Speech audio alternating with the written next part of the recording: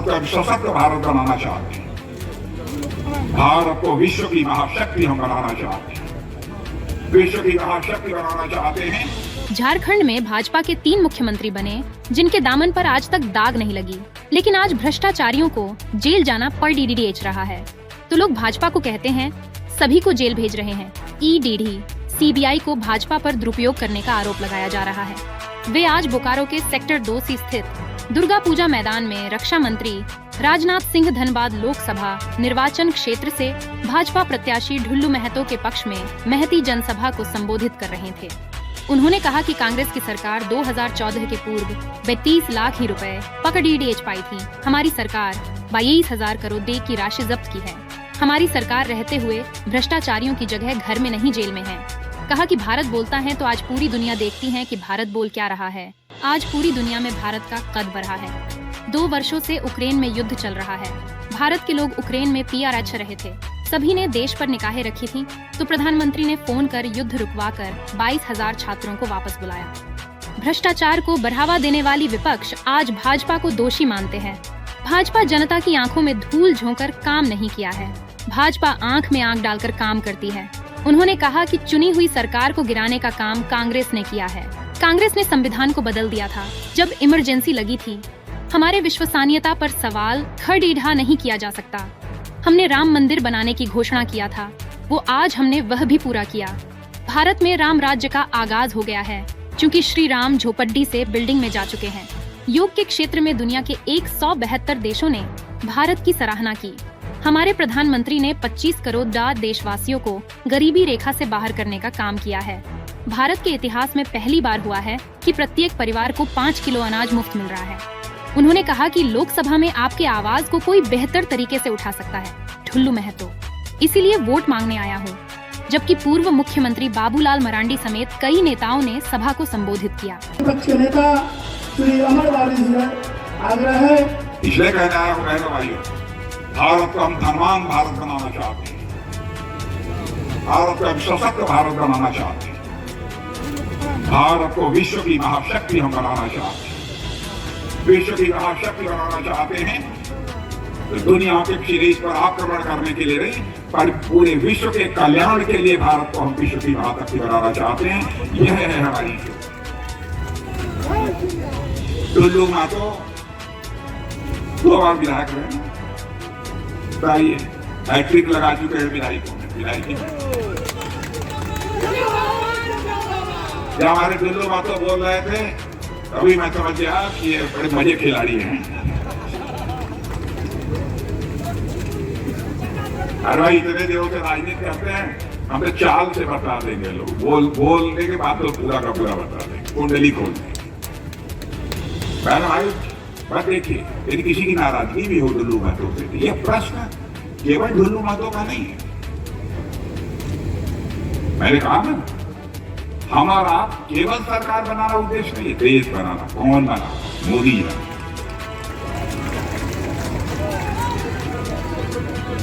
और है ना भाइयों, कहीं किसी को भी कोई इधर उधर की कोई गलत फहमी तो दूर करिए।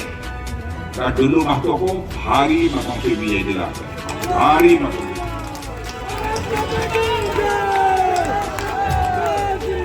अरे ये बताइए, आप लोग बता देंगे कितने वोट से जिताएंगे? 5 लाख। 5।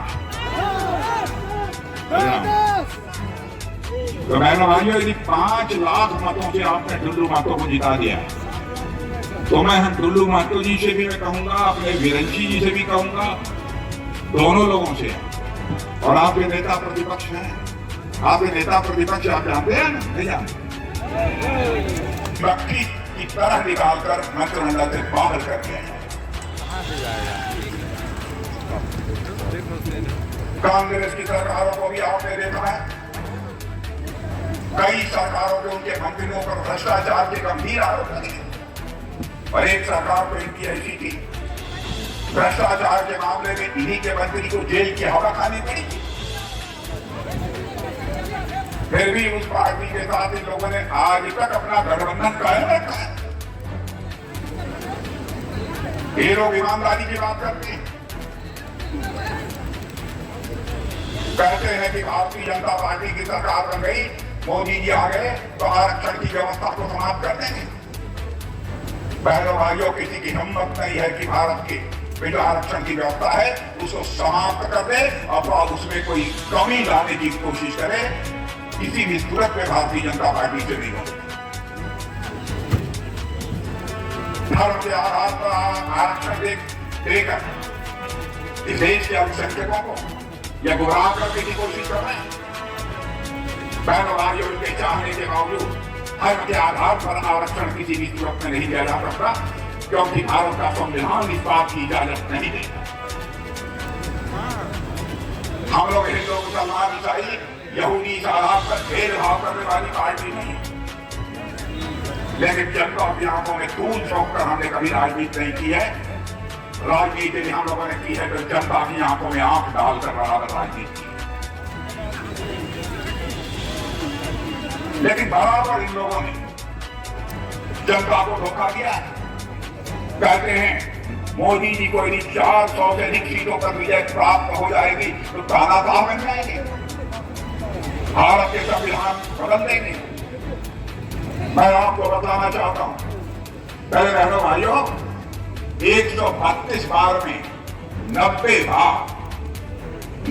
बार चुनी हुई सरकारों को भंग करने का काम यदि किसी ने किया है तो कांग्रेस ने किया है, जिसमें 50 से अधिक बार चुनी हुई सरकारों को भंग करने का काम इन लोगों ने किया। संविधान संशोधन करने का आरोप हमारे ऊपर लगाती है।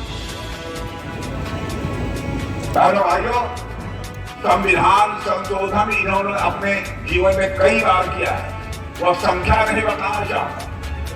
लेकिन हमारे संविधान निर्माताओं ने यह कहा था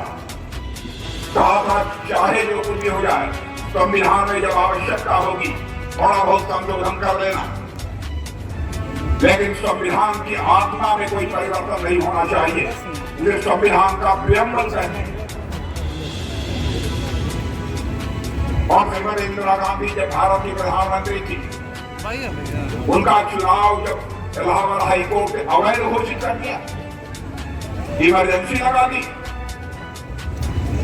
लोगों को जेल में शिक्षकों के पीछे डाल दिया, जो भी उरी और पुलवामा के आतंकवादी वारदात थी, पाकिस्तान के आतंकवादियों ने जाकर उस आतंकवाद की घटना को अंजाम दिया था। यह स्वयं वहां के पाकिस्तान के मंत्री फवाद हुसैन ने कहा है, और वही फवाद हुसैन मोदी जी की तारीफ नहीं कर रहे हैं, राहुल गांधी की तारीफ कर रहे हैं। अंग्रेजी में एक वाक्य होता है, राहुल ऑन फायर। आप बता रहे हैं। मैं आपसे पूछना चाहता हूं बहनों भाइयों, जो देश हमारा विरोधी देश हो, भारत किसी नेता की तारीफ करता है, उसके प्रति उसका भारत में सम्मान किया जाना चाहिए, क्या उसकी सरकार बननी चाहिए? ये लोग देश को ले कहां जाना चाहते? इसलिए मैं आप सभी लोगों से अपील करना चाहता हूं, मेरे बहनों भाइयों, देश को बचा लीजिए। झारखंड मुक्ति मोर्चा ने जो कुछ भी किया है, आपको जैसा लगता हो, इस प्रकार की हरकतों के कारण भारत के मस्तक पर एक कलंक का टीका लगता है दुनिया में। बहनों भाइयों, हमारी छवि प्रभावित होती है। वहां के रहने वाले लोग ऐसे हैं, भ्रष्टाचार में मुख्यमंत्री मंत्री कह लेते हैं। अटल बिहारी वाजपेयी जी की सरकार आप लोगों ने देखी होगी, 6 वर्षों तक कोई माता लाल बतला देके एक भी मंत्री के ऊपर कोई भ्रष्टाचार का आरोप लगा। मोदी जी की सरकार 10 वर्षों से चल रही है, भारत में ही दुनिया का कोई व्यक्ति उंगली उठाकर नहीं कह सकता किसी मंत्री के ऊपर कोई भ्रष्टाचार का आरोप लगा। क्या कारण है कि आप ही के शासनकाल में सब कुछ? मैं अपने कांग्रेस झारखंड मुक्ति मोर्चे के दोस्तों को कहना चाहता हूं, राजनीति केवल सरकार बनाने के लिए नहीं की जानी चाहिए। राजनीति की जानी चाहिए तो देश बनाने के लिए राजनीति की जानी चाहिए, समाज बनाने के लिए राजनीति की जानी चाहिए। ये लोग अपना परिवार बनाते हैं, परिवार नहीं बनता, परिवार टूट जाता है। और देखा आपने सीता सोरेन आकर अंततोगत्वा भारतीय जनता पार्टी के साथ खड़ी हो गई। दम है तो जनता की आंखों में धूल झोंक कर राजनीति मत करो, जनता की आंखों में आंख डाल कर राजनीति करो।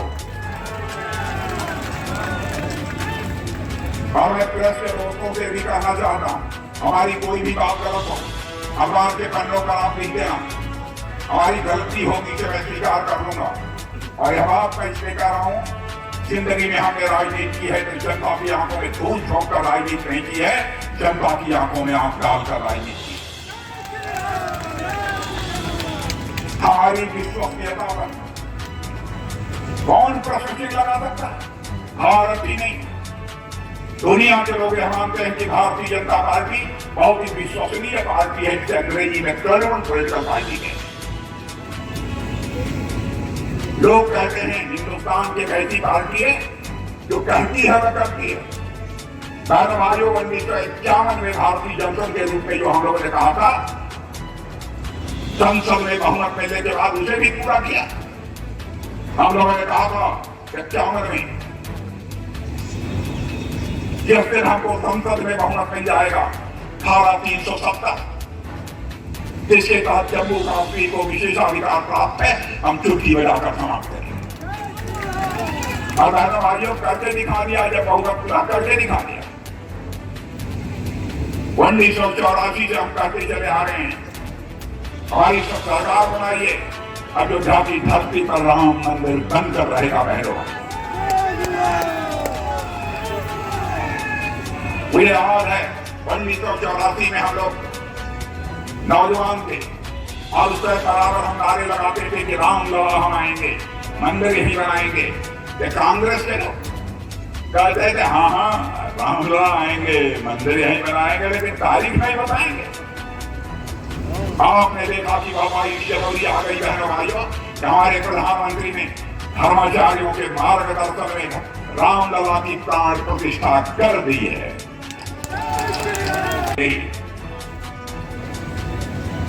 रामलला अपनी झोपड़ी, अपनी कुटिया से निकलकर अपने महल में पहुंच चुके हैं। भारत में राम राज्य का आगाज होकर रहेगा, दुनिया की कोई ताकत नहीं।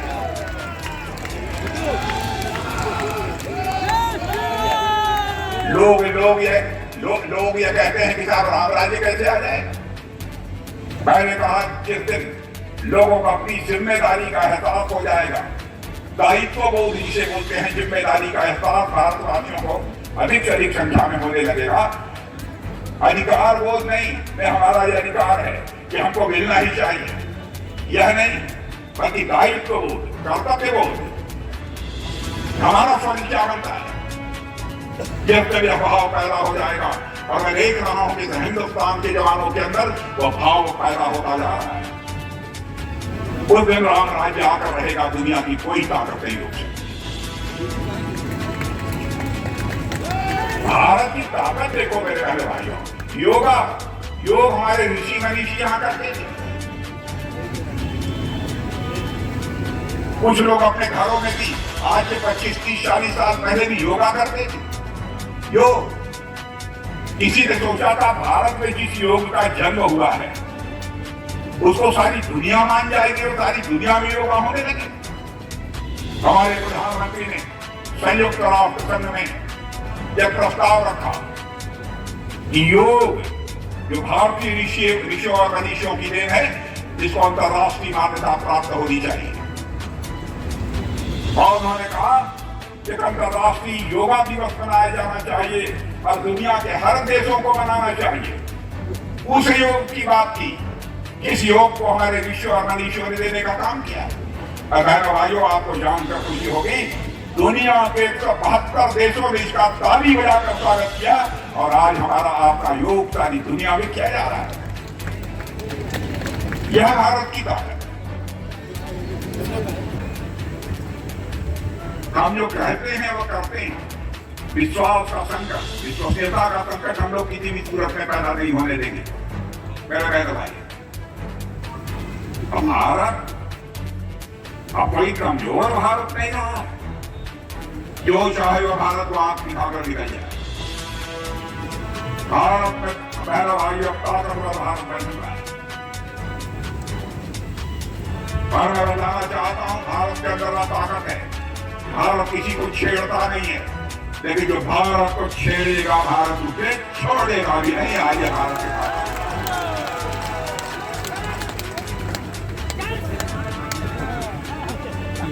भारत का चरित्र है। हम लोगों की मन की विशालता है, हृदय की विशालता नहीं की। आज तक दुनिया के किसी देश पर हम लोगों ने कभी ना तो कोई आक्रमण किया है और ना तो दुनिया के किसी देश के एक इंच जमीन पर हम लोगों ने कभी कब्जा किया है। यह भारत का चरित्र है। लेकिन अब भारत को कोई आग दिखाएगा तो फिर उसका खामियाजा भुगतने के लिए उसे तैयार रहना चाहिए। पड़ोसी देश पाकिस्तान ये बात सही है, अपनी नापाक हरकतों से बाज नहीं आ रहा, लेकिन आप स्वस्थ रहिए, आकर रहे।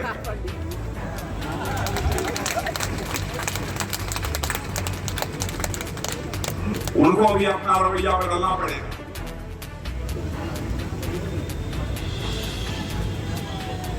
पाक कश्मीर के बारे में तो मैंने कई साल पहले कह दिया था। सेना के जवानों को संबोधित करते हुए आर्मी डे के अवसर पर मैंने कहा था, पाक अधिकृत कश्मीर पाक पीओके जब हम मानकर चलते हैं कि हमारा था, है और रहेगा। मैंने कहा वहां भी जल्दी आप जानते हैं, हम लोग आक्रमण वगैरह किसी के ऊपर नहीं करते। वहीं के लोग डिमांड कर रहे हैं कि हम भारत के साथ जाना चाहते हैं और पीओके से पाकिस्तान का झंडा उतारते हुए आपने वीडियो के ऊपर देखा होगा। कारण क्या है? जम्मू कश्मीर में 370 समाप्त होने के बाद विकास ने जो गति दी है, विकास जितनी तेजी के साथ हो रहा है, बगल में ही वहीं पाक कश्मीर के लोग उसे देख रहे हैं।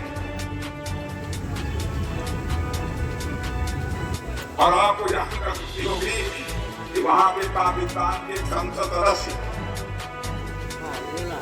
जिनका नाम है फजलुर रहमान, नाम लेकर बता, उन्होंने कहा है अपनी संसद, पाकिस्तान की संसद में खड़े होकर, भारत विश्व की महाशक्ति बन रहा है, भारत विश्व की महाशक्ति बनता जा रहा है, लेकिन पाकिस्तान अपनी बर्बादी को बचाने के लिए दुनिया के सामने हाथ फैलाकर भीख मांग रहा है कि उनके संसद में खड़ा। आपके पास यदि इतना पैसा होता तो क्यों आप करते?